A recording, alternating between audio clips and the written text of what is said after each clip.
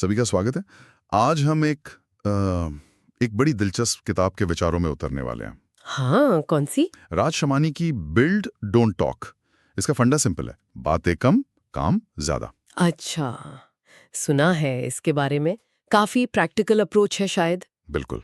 हमारे पास इसके अलग अलग चैप्टर्स से जो मुख्य बातें निकली हैं उनका एक सार है। कोशिश यही है कि हम समझें कि सिर्फ सोचना नहीं बल्कि असल में कुछ बनाना वो कैसे किया जाए। ये उन लोगों के लिए खास तौर पर फायदेमंद हो सकता है जो तेजी से सीखना चाहते हैं, अपने काम में आगे बढ़ना चाहते हैं।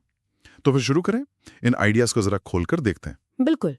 ये किताब ना मतलब कई पारंपरिक विचारों को सीधे सीधे चुनौती देती है। जैसे खासकर शिक्षा और सफलता को लेकर जो हमारी आम धारणाएं हैं। इसका पूरा फोकस करने पर है, सिर्फ डिग्री लेने या जानने पर नहीं। हाँ, ये बात तो है। देखते हैं असल जिंदगी में ये सब कितना चिकता है। तो पहली बात जो मुझे थोड़ी चौंकाने वाली लगी वो ये कि असली शिक्षा स्कूलों या डिग्रियों से नहीं आती। अच्छा, तो फिर कहाँ से? किताब के हिसाब से वो आती है प्रैक्टिकल स्किल्स से, असल दुनिया में काम आने वाले हुनर। मतलब? जैसे लोगों से ठीक से बात करना, कम्युनिकेशन स्किल्स। अच्छा। अपनी बात या चीज बेचना यानी सेलिंग। और ये भी कि सीखते कैसे रहना है और मुश्किलों में टिके है ना, रेजिलियंस। ओके। मतलब फोकस इस पर है कि वो सीखो जिससे तुम कमा सको, आगे बढ़ सको, ना कि सिर्फ जानकारी इकट्ठी करते रहो। हाँ, ये तो पारंपरिक शिक्षा पर सीधा सवाल है, जो अक्सर रटने पर जोर देती है, सोचने या कुछ बनाने पर नहीं। सही। किताब का तर्क यही लगता है कि अगर आपकी पढ़ाई आपको असल दुनिया में खड़ा नहीं कर पा रही, तो फिर उसका क्या फायदा?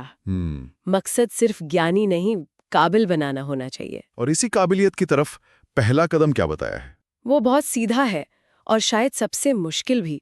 क्या? इंतजार मत करो, बस शुरू कर दो। हाँ, ये तो क्लासिक है। सुनने में आसान, करने में मुश्किल है ना?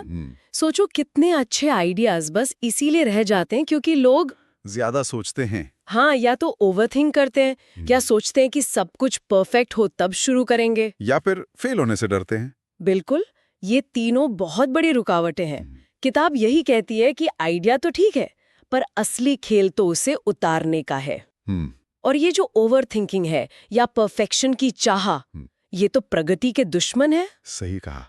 तो सलाह क्या है? सीधी सी, छोटे से शुरू करो, एक छोटा कदम लो और फिर रास्ते में सुधार करते जाओ, एडजस्ट करते जाओ। मतलब एक्शन पहले, प्लानिंग बाद में। हाँ, या प्लानिंग से ज्यादा जरूरी एक्शन। हाँ, action is greater than planning. यही कहा गया है। परफेक्ट स्टार्ट का इंतजार करने से अच्छा है इम्परफेक्ट शुरू कर दो। ये सुनने में तो बहुत अच्छा लगता है, पर अपनी सोच बदलने वाली बात है ये। बिल्कुल, ये मानसिकता का खेल है। ये मानना कि पहली बार में सब सही नहीं होगा, और ये ठीक है। सफलता सोचने से नहीं, करने से मिलती है। किताब इसी कर गुजरने वाले एटीट्यूड पर बहुत जोर देती है। प्लान्स ठीक है, पर उनसे चिपक कर बैठे रहना और शुरू न करना, वो गड़बड़ है। ठीक है, तो मान लिया कि शुरू करना है, पर अब सवाल है बनाएं क्या और कैसे? हाँ, ये बड़ा सवाल है। हाँ, यहाँ किताब एक बड़ा ही इंटरेस्टिंग रास्ता बताती है, शायद थोड़ा कंट्रोवर्शियल भी लगे। अच्छा, क्या? वो कहती है पहले किसी सफल इंसान या सिस्टम को कॉपी करो। कॉपी मतलब नकल? हाँ, लेकिन रुको, पूरी बात यह है कॉपी करो और फिर उसमें अपनी तरफ से कुछ नया जोड़ो या सुधार करो। Copy then innovate. पहिया दोबारा क्यों बनाना, जो चल रहा है उससे सीखो। हाँ, ये बात थोड़ी असहज कर सकती है, क्योंकि हमें हमेशा ओरिजिनल बनने को कहा जाता है। सही।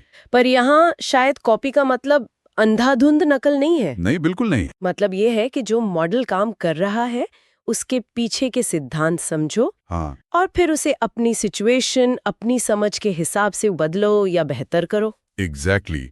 ये एक स्मार्ट तरीका है शुरू करने का, बजाय कि सब कुछ शून्य से बनाने की कोशिश करो। ठीक है, ये समझ आया। और इसी से जुड़ा एक और पॉइंट है शायद। हाँ, बहुत जरूरी। वो है पहले किसी एक स्किल में महारत हासिल करो। एक स्किल? आज के जमाने में जहां मल्टीटास्किंग का बोलबाला है। हाँ, यही तो किताब कहती है, डेप्थ बिफोर ब्रेड्थ, गहराई पहले, फैलाव बाद में। अच्छा। एक ऐसा हुनर चुनो जिसमें सच में इंटरेस्ट हो और फिर उसे एकदम गहराई से सीखो। ये बात तो सही लगती है।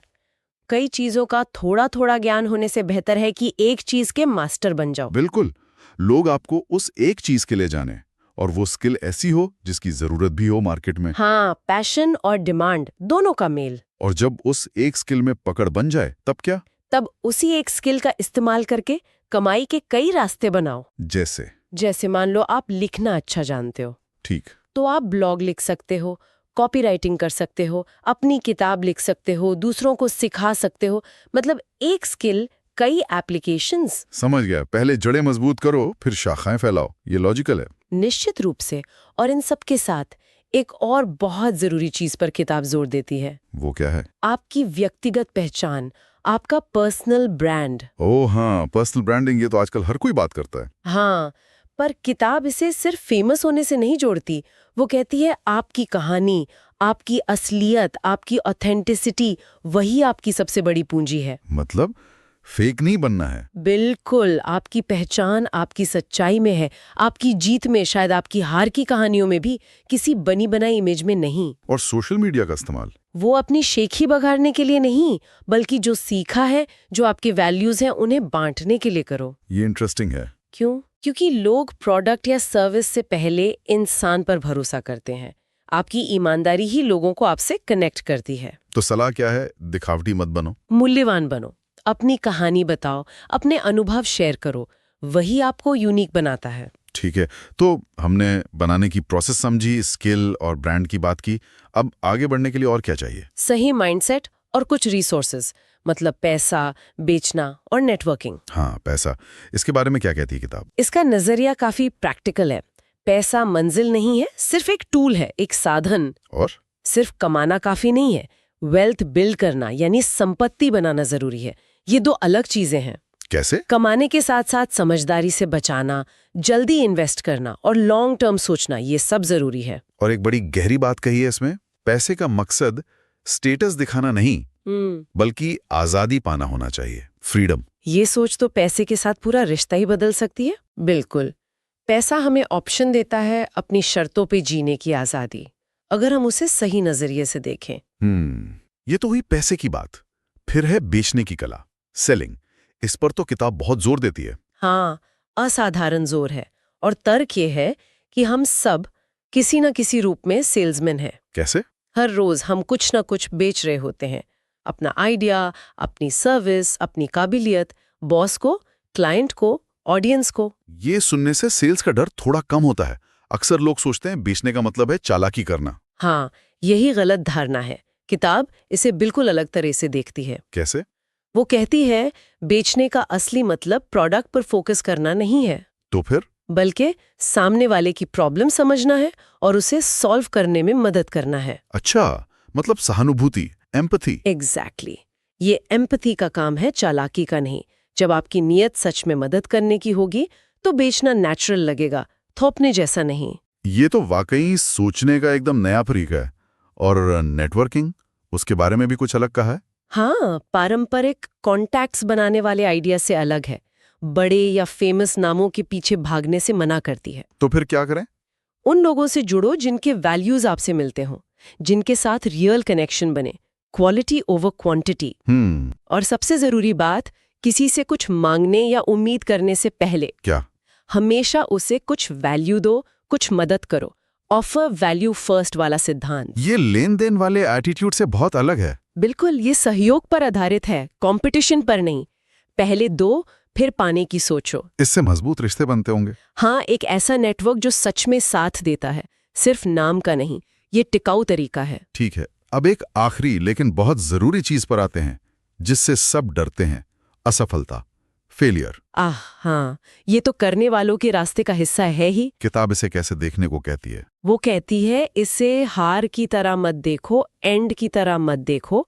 तो फिर? इसे फीडबैक समझो, डेटा समझो। डेटा मतलब? हर असफलता आपको बताती है कि क्या काम नहीं करता।